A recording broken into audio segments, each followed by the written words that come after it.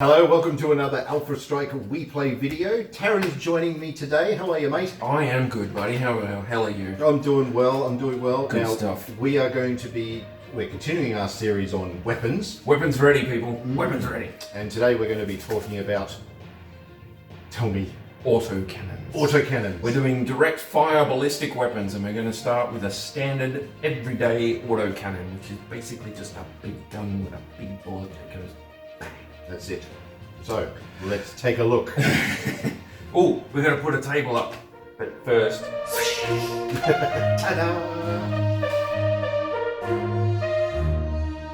It's important to note that the clans do not have a standard autocannon anymore. Their technology has progressed beyond that, but they are still very prevalent in the inner sphere and the periphery, as you can imagine. Those guys are so far up their own bottoms, seriously. They are. But you don't tell them that because they shoot you from like a mile away. Yeah, with their Gauss rifle or PPC or whatever it is, or their lasers. Their lasers, that's it. But the standard autocannon is still very good, especially with some of the special ammunition that you can get for it. But we'll just talk about the we'll stay bog standard for now because there's a lot of cool ammo out there. Yeah. It is basically just a big tank gun. Like if you think a standard everyday tank and you've got a big gun on the front, it's one of them. They come in 4 different sizes. They do. More DACA. More DACA. I like lasers, they're cool, but they just don't sound cool, do they? No. Bang! And then the thing at the other end goes boof and puff of smoke and it's satisfying. Oh dear. So we'll put the table up. Bing! I like doing that. You magician. And what you'll probably see instantly there, if you were a smart lad or lass, you will spot that as the amount of damage goes up, the range goes down. So yeah, factor that in. That's your first thing. So you can do a little tiny bit of damage with your Act 2 out to about 24 range, which is how far you were pinging me with those lasers. The clan stuff, yeah. I mean, the lower damage, sort of longer range autocannons are quite handy if you're going up against the clan because you have to have something that tries to cancel that range advantage. Yeah. So mechs like the Inner Sphere Blackjack and probably the Rifleman as well. Yep. They're well known for having autocannons, especially the early models, things like that. So and there's a few vehicles out there that use it quite effectively as well. Yeah. Was it the Warrior? Is it the Warrior helicopter? The Warrior helicopter. An Act 2? Yeah. I think LRM5s. They've got a couple of variants, but you don't think of something that small as being dangerous. So in Act 2, it's 2 damage, obviously, for 1 heat, and goes out to 24. And you don't really think about it as being deadly. But if you can get it on something small and fast and move it a long way that way, and all these big things are coming this way, then it starts getting deadly. That's right. And that 24 range is, I mean, that's outside the 21 for long-range missiles. So it's pretty good. If you're talking, assault mechs, yes, they have lots of armor, and they do have a decent amount of armor on the rear, but but you can still pepper that away. If you've got a slow-moving unit like that that's trying to go after one of those helicopters, it's just, if time is sort of not an issue, it will get there eventually. It's crazy. Dangerous. It's really good.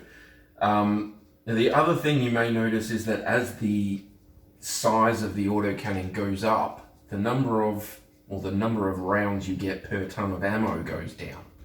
So you're starting with 45 for an Act 2 and you're going down to as low as 5 with an Act 20.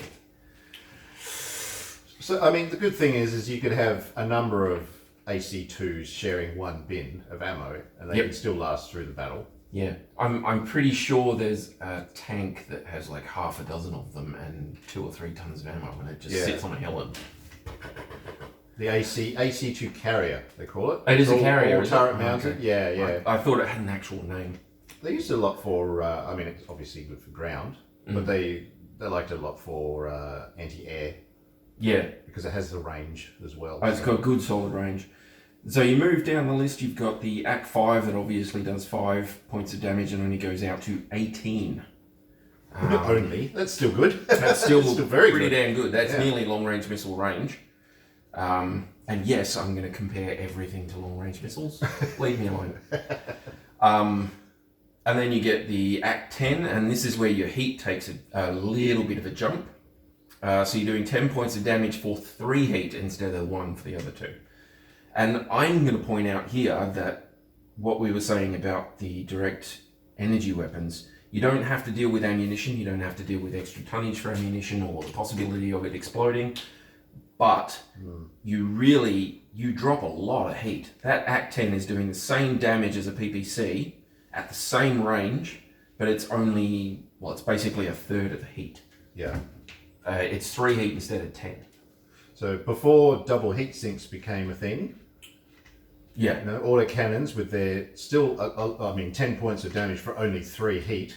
If you're in a protracted battle, you've got to watch your heat still. It doesn't matter. So energy weapons are nice, like you were saying, but that just not having that much heat and still putting out that much damage is really nice. Yeah, very nice. Well, the trouble with what you just said is in 2 of those words: protracted battle. Yeah.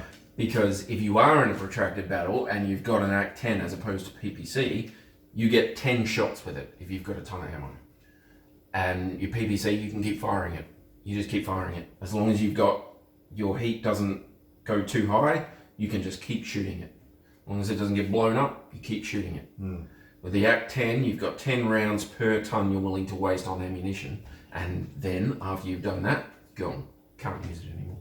It's still good range. 10 damage, good range. Yep. Yeah. Still worth considering. It is slightly shorter range than the PPC.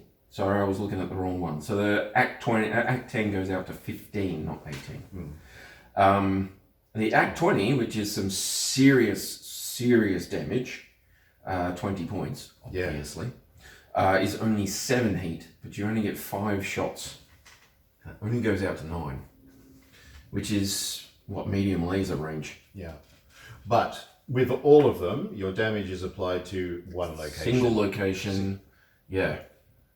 So I think the Hunchback is probably the most well-known mech that's made the AC-20 famous.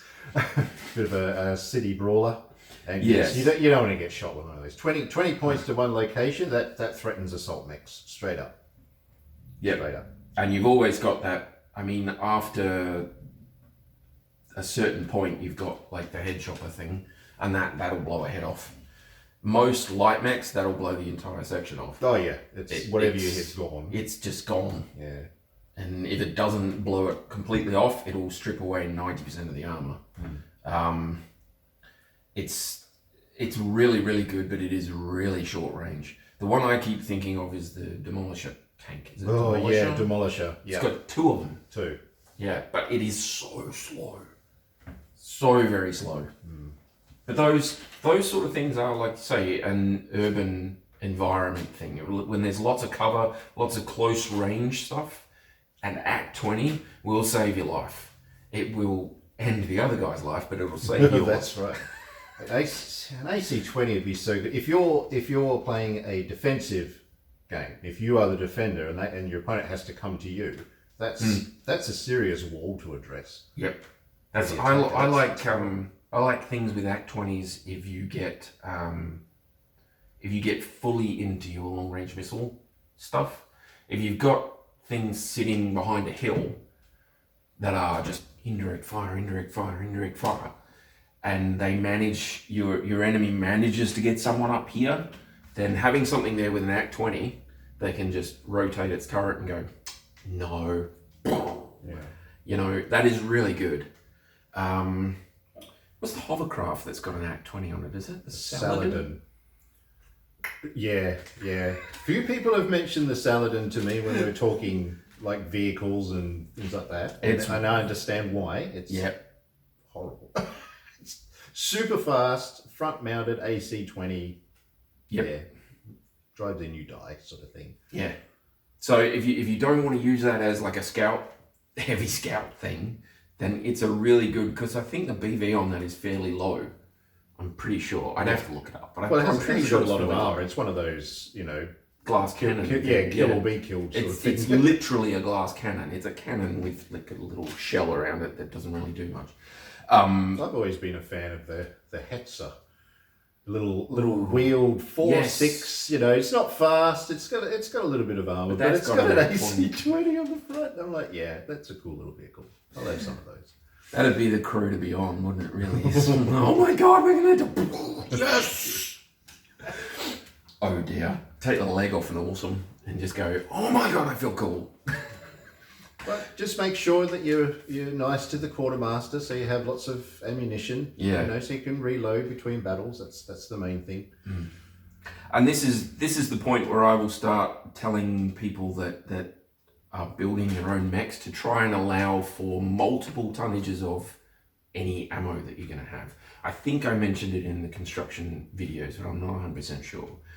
But if you can find a weapon on a mech, one of these weapons on a mech, and it has multiple tons of ammunition rather than just one, you can mix and match. You can do some stuff with the ammo types that we're going to get into later, and have like a good, effective way of changing up how you approach the battle, I guess is what it would be. But yeah, the autocannon is just good, solid, daka damage, one location, one shot. Boom. Yeah, that's right. Yep. And the fear factor is definitely something to use to your advantage if you have one. You can control an area of the battlefield. If your opponent knows that these weapons are around, you can use that, especially in the city. City is gold for that. Dead set, yeah. Like I say, that the Saladin or the Demolisher, put it in a certain spot, like where your LRM guys are, and the enemy will be very reluctant to come into that area without being like at full force. Yeah. If the usual tide of battle would mean that the smaller, faster mechs will get there first, and they'll be going, no. One hit, it's all over. So I'm not going going to be careful.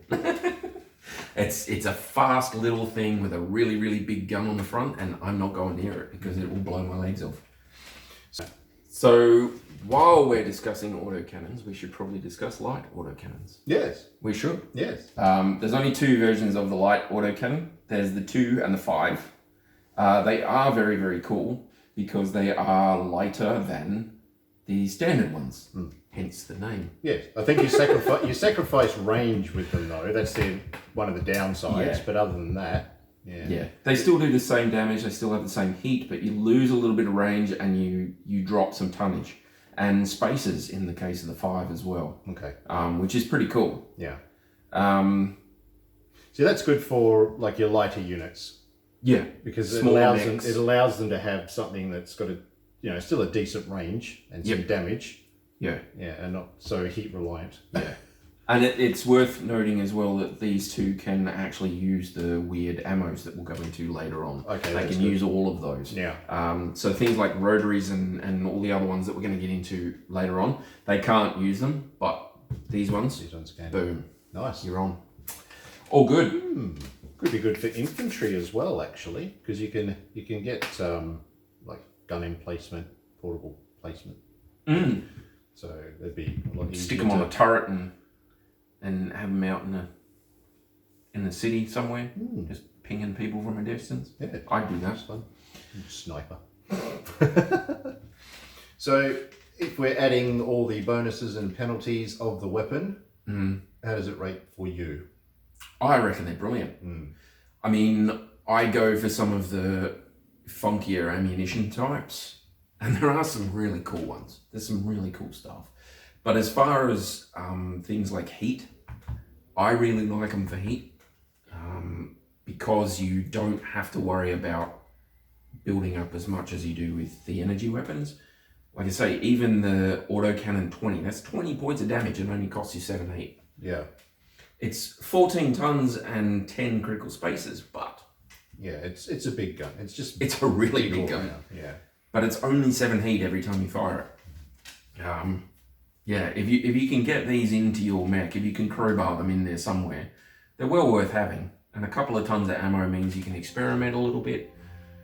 If you get something like a blackjack or a rifleman or something like that, then you can muck around with it, have a crack at the different ammos and see how they go. I like them. I reckon they're cool. Yeah, they're good. Right, well, I think that covers that for now. tune in for our next video when we talk about some of the variants that have progressed from the humble autocannon. Yes. So we can also look at what the clans have compared to what the Inner Sphere have as well. There are some nice stuff. The weird and the wonderful starts next. That was your bog standard. All right. So let's do it. Thank you very much. All right. See you later. Bye, guys.